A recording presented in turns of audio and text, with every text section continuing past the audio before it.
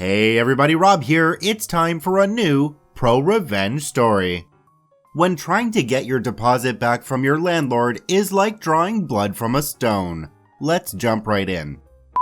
Back in 2018, I had a temporary internship in California at insert large tech company. So I took a recommendation from a friend about a room for rent. It would be living with 5 other people, but otherwise it looked fantastic with spacious common areas, multiple huge TVs, full amenities, community rec center with pool, short drive times to multiple places of interest, all for $650 a month, utilities included. I contacted the landlord, whom I will refer to as the landlord. He seemed fine on the phone, so I sent him my security deposit to move in a month later. When it came time to move in, I discovered a few caveats that came with this low rent price. The common areas were all dusty. None of the 3 large TVs worked properly. If we wanted access to the rec center and pool, we needed to pay the $80 a month membership fee, and all of the short drives time estimates were exaggerated, unless you were speeding at 2 times the speed limit. Whatever, it's not the end of the world, especially at the relatively low price. I'll survive. But then it got worse in the coming months. The landlord decided to charge us an extra $20 a month for paper towels and public cleaning supplies. The landlord only checked the community mailbox once a week when he was in town and refused to trust anybody with the mailbox key. As it starts to roll into the summer, in June, the landlord decided that AC costs too much and we were using too much, so he removed the thermostat from the wall. Okay. One day, some of us tenants confronted him when he was at the house, since the landlord also slept at the house about 1 day a week. And I'll never forget his words as he rushed out of the house. It's legal for me to do it, and I don't care since I don't have to live here. Well, sir, f*** you. I'm tilted as f*** at this guy's obvious money grab from 6 tenants. Well, it turns out he's right. He legally doesn't need to provide air conditioning. So the next day, I purchase a high BTU freestanding portable air conditioner that exhausts out the window. Holy shit, this thing was luxury. Of course, I pumped my room to 65 Fahrenheit, the lowest setting. We have a couple other minor disagreements that wind up with the landlord texting me that it's fine if I wanted to break my lease and move out early. Perfect. When the landlord finally gets a whiff of my AC setup, he comes to my room to complain about my AC unit. I reply curtly, it's legal for me to do it, and I don't care since I don't have to pay for electricity. He leaves and later sends me a text. Yeah, okay. Unbeknownst to the landlord, I'm taking his move-out offer seriously, and this whole time, I've been rallying the troops. All the tenants have been upset about everyone's living situation, so with some minor encouragement, I managed to convince 2 of the other 6 tenants to move out at the same time as me. They were on a month-to-month arrangement. I finally submit all our notices of intent to vacate at the same time, barely a week after my previous conversation with the landlord. He's pissed. He was just trying to get me out of the house, but now he has 3 rooms to fill instead of just 1. I asked about my legally mandated pre-move-out inspection. In no uncertain terms, he told me to go f*** myself. He said he's too busy to perform an inspection. Well, that's illegal, but okay. Time comes to move out. I found another room for rent much closer to the office for only $100 a month more. We all move out and I text the landlord about my security deposit. No response. I text again. No response. Okay, I see where this is going. I spend days and days reading the law, compiling evidence and screenshots, and listing the laws that were broken. The smoking gun was the statute that requires a pre-move-out inspection and a list of things to fix, an itemized list of deductions within 21 days, or else the landlord loses the right to withhold any of my deposit. In addition, he would be subject to treble damages if he's found to be acting in bad faith. I text again and again. I give him plenty of leniency, and I even cite the laws so I can prove in court that I'm acting in good faith. And the landlord intentionally ignored the laws that I made him aware about. The landlord probably thinks I'm a young pushover college student who won't follow through with legal threats. Well, sir, we're going to court because I'm petty as when it comes to people trying to me over. I file in small claims for $650 plus treble damages, plus court costs.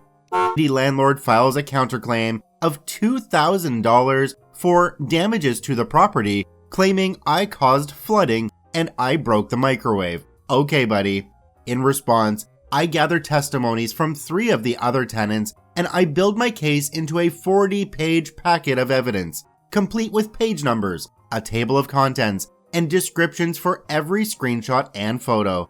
I make 3 copies of everything and submit it to the court and the defendant, the landlord. The court date is set for November, and I leave the state just before Christmas, so just in time to appear in person since my internship ends and I fly home in December. He starts filing requests to postpone the trial. He cites a doctor's appointment and the motion is granted. Court date is rescheduled for a month later, in December, but still before I fly home. New court date approaches, and he files another request to postpone, citing another doctor's appointment. Somehow, that motion is granted as well, and we're rescheduled yet again to January.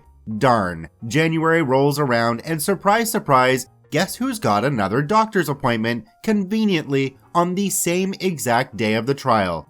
Denied. The court finally got enough of his bullshit and denied the motion because he can't prove he scheduled the doctor's appointment prior to the court date being moved. Well, I'm not in California anymore. I'm across the country on the East Coast. The landlord thinks if I'm no longer in the state, he'll automatically win since I'm not willing to fly back to California. Well, unbeknownst to the landlord, California courts offer an option to appear by telephone. Haha. Court day comes and I get the call. I'm sworn in and then connected to the court. I'm given time to present my case. Unfortunately, I didn't prepare a script, so I kinda summarize the events and explain why I deserve money. Then, the landlord gets time to defend himself and explain his counterclaim. He doesn't prepare anything either, and he ends up rambling about random that doesn't help his case at all. For example, he spends a lot of time explaining how another one of the tenants was shitty, and so his behavior was justified. He doesn't even have a sliver of evidence for his counterclaim when the judge asks for it. The judge asks a few more questions and announces that he'll review the evidence and we'll get the decision in the mail. A couple weeks later, I get the judgment saying I'm owed $650.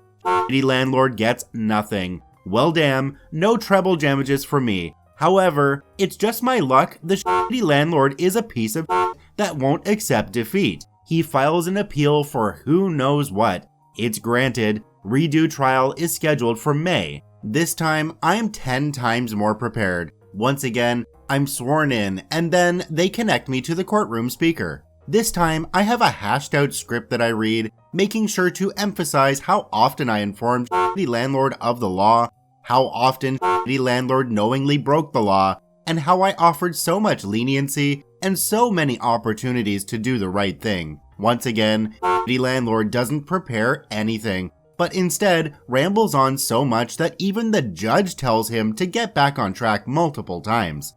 The landlord claims I caused water damage and had to replace all the carpets. The judge asks for an invoice or receipt. He has none. The landlord claims I broke the microwave, so the judge reads him the 3 witness statements that all state I didn't break the microwave. The landlord says they're all lying. He still has no evidence whatsoever. At this point, the judge clearly sounds done with his and says we'll get his decision in the mail, and the call ends. A couple weeks later, I get the judgment. I'm owed $1,800, and the landlord still gets nothing. Well damn, would you look at that? His appeal did not quite work out for him. He goes from owing $650 to owing me $1,800. Being the shithead that he is, he files for a mistrial, claiming that I was not sworn in and that I lied in my testimony. Denied.